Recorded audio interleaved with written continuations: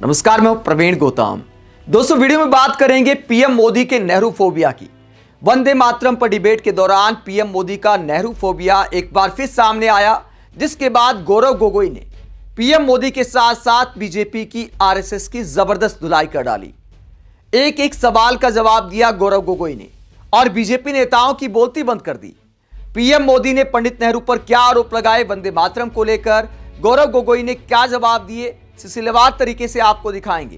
पहले आपको बताते हैं कि गौरव गोगोई ने पीएम मोदी के नेहरू फोबिया को लेकर क्या कहा। पीएम मोदी अक्सर अपने भाषणों में पंडित नेहरू को कोसने का काम करते हैं और कितनी बार पंडित नेहरू का नाम लेते हैं, इसका पूरा रिपोर्ट कार्ड गौरव गोगोई ने लोकसभा में पेश कर दिया और उसके बाद स्पीकर कैसे भड़क जाते हैं, जरा देखिए। कि एक राजनीतिक रंग इस पूरे वंदे मातरम के चर्चा को देने का था। उन्होंने उजागर किया कांग्रेस वर्किंग कमेटी का और पंडित नेहरू जी का। और ये एक आदत है सर, ये मेरे पास एक टेबल है कि जब जब प्रधानमंत्री मोदी जी किसी भी विषय पे बोलते हैं तो पंडित नेहरू जी का नाम कितने बार लेते हैं और कांग्रेस पार्टी का नाम कितने बार लेते हैं। मैं बस एक ही उदाहरण देना चाहता हूं कि इससे पहले ऑपरेशन सिंदूर का डिबेट में हमने आदरणीय प्रधानमंत्री मोदी जी को सुना। क्या आप जानना चाहेंगे कि पंडित नेहरू का नाम कितने बार उन्होंने लिया?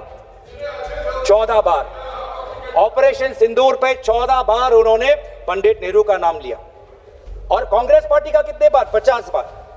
वैसे ही जब संविधान का 75th एनिवर्सरी मनाया जा रहा था तब 10 बार पंडित नेहरू जी का नाम लिया और 26 बार कांग्रेस पार्टी का। उस प्रकार से जब 2022 में जब राष्ट्रपति अभिभाषण पे प्रधानमंत्री मोदी जी अपना बात रख रहे थे तो 15 बार पंडित नेहरू का नाम लिया। 2020 में, सर मैं आपके साथ तर्क वितर्क नहीं करने आया सर, 2020 में जब राष्ट्रपति अभिभाषण पर प्रधानमंत्री मोदी जी ने भाषण दिया तो 20 बार पंडित नेहरू का नाम लिया। तो इसीलिए उनका आज दूसरा उद्देश्य तो मैं समझ गया, लेकिन बड़े विनम्रता से मैं आदरणीय प्रधानमंत्री मोदी जी को मैं कहना चाहता हूं और उनके पूरे मैं दल को कहना चाहता हूं और पूरे इनके ढांचे को कहना चाहता हूं, आप चाहे जितना भी कोशिश कर लो, आप पंडित नेहरू जी के जो उनका योगदान था उस पे एक भी काला दाग आप लगाने में सक्षम नहीं होंगे। आप चाहे पूरे कोशिश कर लो। तो पीएम मोदी के नेहरू फोबिया को लेकर गौरव गोगोई कटाक्ष करते हैं। अब बात करते वंदे मातरम को लेकर पीएम मोदी ने पंडित नेहरू पर क्या आरोप लगाए और उनमें कितना दम है। पंडित नेहरू पर पीएम मोदी ने आरोप लगाया कि वंदे मातरम एक तरह से देश का नारा बन गया था, लेकिन 1937 में इसका अपमान किया गया। नेहरू को उन्होंने कोट किया। पंडित नेहरू पर टारगेट करते हुए पीएम मोदी ने आरोप लगाया कि गांधी जिस वंदे मातरम को देश का नारा मानते थे, पंडित नेहरू ने उसे नीचा दिखाने का काम किया। और क्या आरोप लगाते पंडित नेहरू पर पीएम मोदी, उनकी एक चिट्ठी को कोट करते हुए, जरा सुनिए। वंदे मातरम इतना महान था, जिसकी भावना इतनी महान थी, तो फिर पिछली सदी में इसके साथ इतना बड़ा अन्याय क्यों हुआ?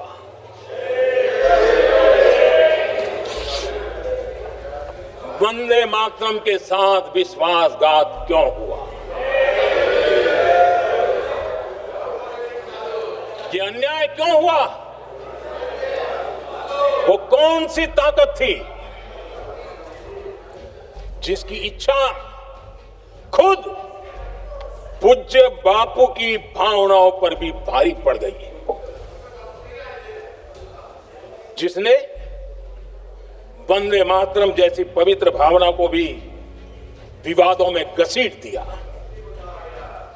मैं समझता हूं कि आज जब हम वंदे मातरम के 150 वर्ष का पर्व मना रहे हैं, चर्चा कर रहे हैं, तो हमें उन परिस्थितियों को भी हमारी नई पीढ़ियों को जरूर बताना हमारा दायित्व है,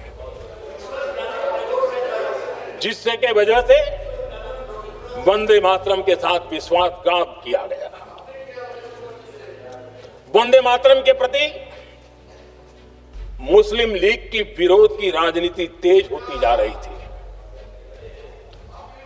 मोहम्मद अली जिन्ना ने लखनऊ से 15 अक्टूबर 1937 को वंदे मातरम के विरुद्ध का नारा बुलंद किया।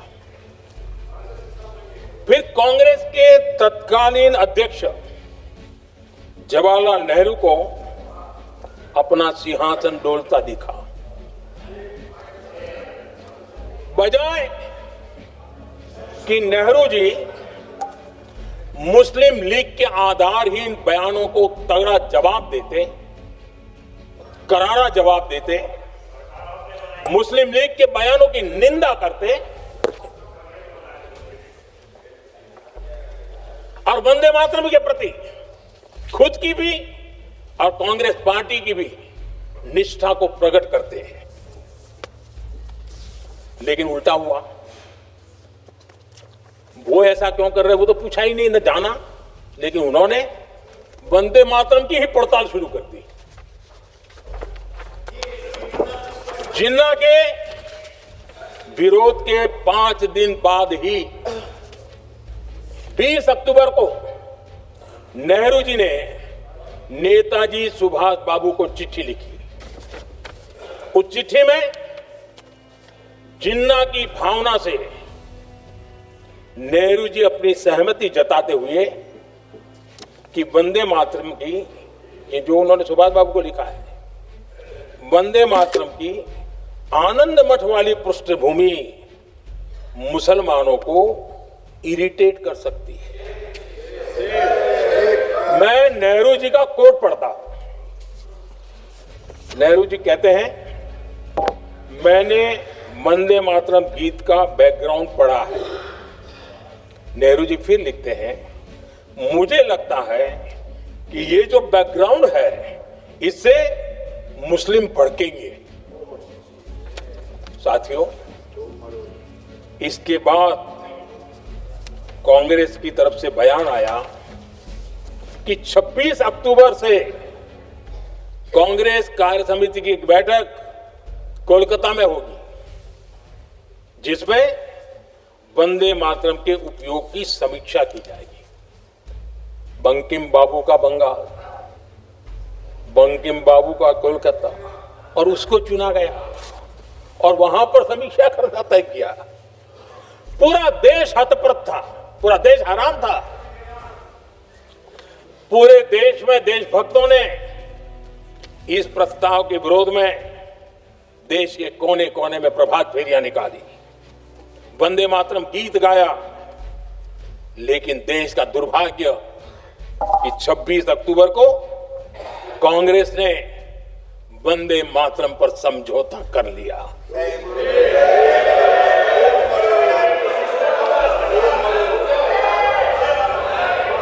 वंदे मातरम के टुकड़े करने के फैसले में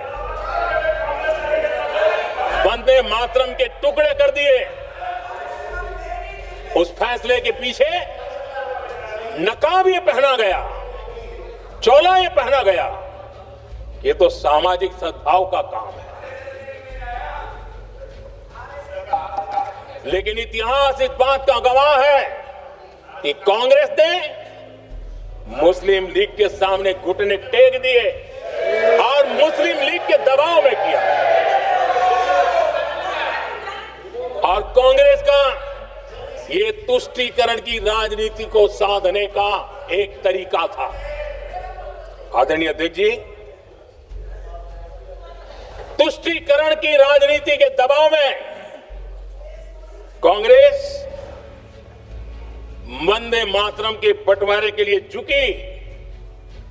इसलिए कांग्रेस को एक दिन भारत के बंटवारे के लिए झुकना पड़ा। तो पीएम मोदी ने लोकसभा में ऐसे दिखाया कि मानो पंडित नेहरू की वजह से वंदे मातरम में काटछांट की गई और कुछ पैरा हटाए गए 1937 में। लेकिन हकीकत क्या है? पंडित नेहरू ने भी अपने भाषणों में कई बार इस बात का जिक्र किया कि वंदे मातरम देश का नारा बन चुका है। और जो समीक्षा की गई थी कांग्रेस की वजह से, अकेले पंडित नेहरू उसमें शामिल नहीं थे, बाकी नेता भी शामिल थे। कुछ पैरा इसलिए हटाए गए थे, उसमें देवी देवताओं की पूजा का जिक्र था, तो हर धर्म का व्यक्ति वंदे मातरम को गा सके, इसी सोच के साथ समीक्षा के बाद कुछ पैरा हटाए गए थे। लेकिन वंदे मातरम को राष्ट्रीय गीत किसने बनाया? पंडित नेहरू देश के पहले प्रधानमंत्री थे। पीएम मोदी के इस तरह आरोप लगाने को लेकर पंडित नेहरू को ही कोट करते हुए गौरव गोगोई क्या जवाब देते हैं, जरा सुनिए।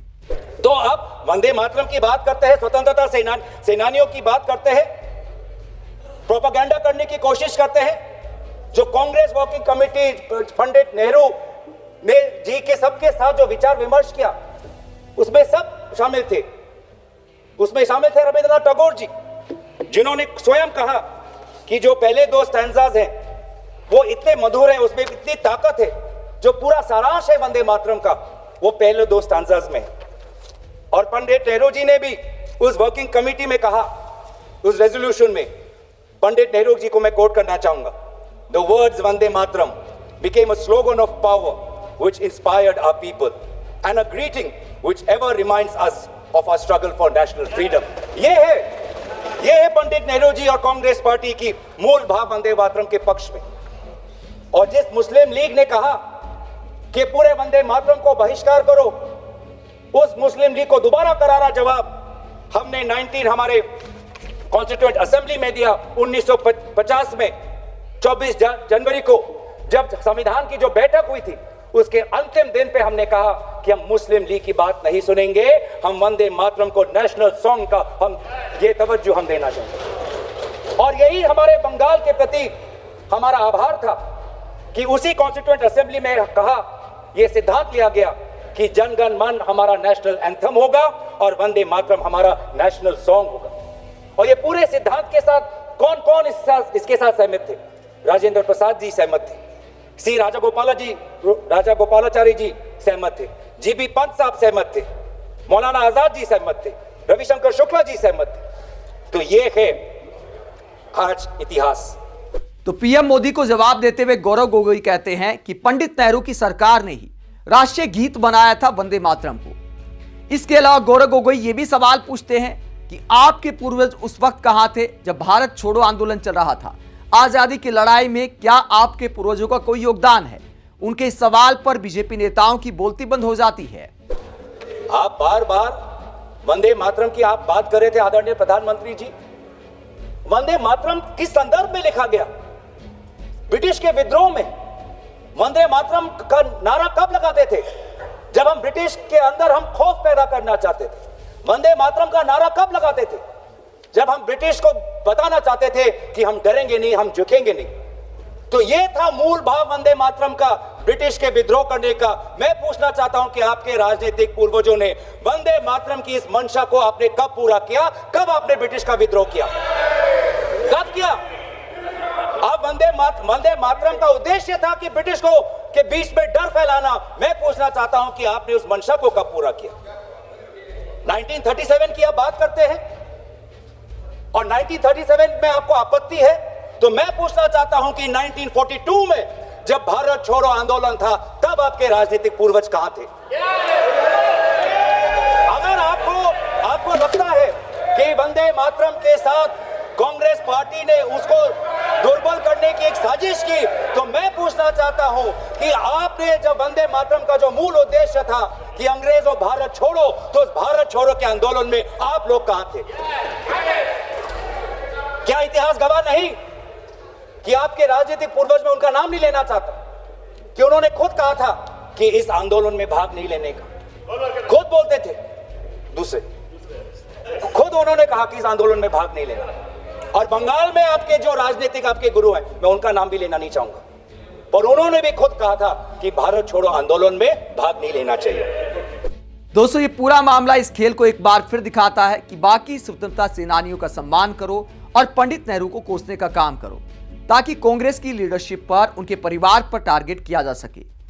लेकिन हकीकत क्या है? सरदार पटेल को आज इस तरह दिखाते हैं पीएम मोदी, जैसे सरदार पटेल आरएसएस की विचारधारा के थे। सरदार पटेल ने तो आरएसएस पर बैन लगा दिया था, लेकिन पीएम मोदी सहित बीजेपी के तमाम नेता सरदार पटेल को हीरो दिखाएंगे और नेहरू को विलन दिखाएंगे। तो यह है इनकी राजनीति का हिस्सा कि बाकियों की तारीफ करके नेहरू को नीचा दिखाना है। क्योंकि पंडित नेहरू का परिवार आज भी राजनीति में है, तो राजनीति के लिए पंडित नेहरू को नीचा दिखाया जाता है। पंडित नेहरू ऐसे नेता तो नहीं थे कि उन्हीं की चलती थी। एक तरफ पीएम मोदी गांधी को मानने का दावा करते हैं, तो गांधी की सोच पर सवाल खड़े करना है नेहरू की आलोचना करना। अगर महात्मा गांधी का कोई सबसे प्रिय नेता था तो वो जवाहरलाल नेहरू थे। एक तरफ पीएम मोदी गांधी के सामने सिर झुकाते हैं, दूसरी तरफ नेहरू की आलोचना करके उन्हीं की सोच पर सवाल खड़े करते हैं। तो इसे कहते हैं हिपोक्रेसी। और वाकई गांधी जी का इतना सम्मान है तो पीएम मोदी को अपने चेले चपाटों को भी समझाना चाहिए कि महात्मा गांधी की जयंती पर उनकी ट्रोलिंग ना की जाए। कैसे कैसे ट्रेंड चलाए जाते और किसके द्वारा चलाए जाते समझना मुश्किल नहीं है। आप इस पूरे मसले को लेकर क्या सोचते हैं? कमेंट बॉक्स में अपनी राय जरूर दें। साथ ही चैनल को सब्सक्राइब भी करें। नमस्कार।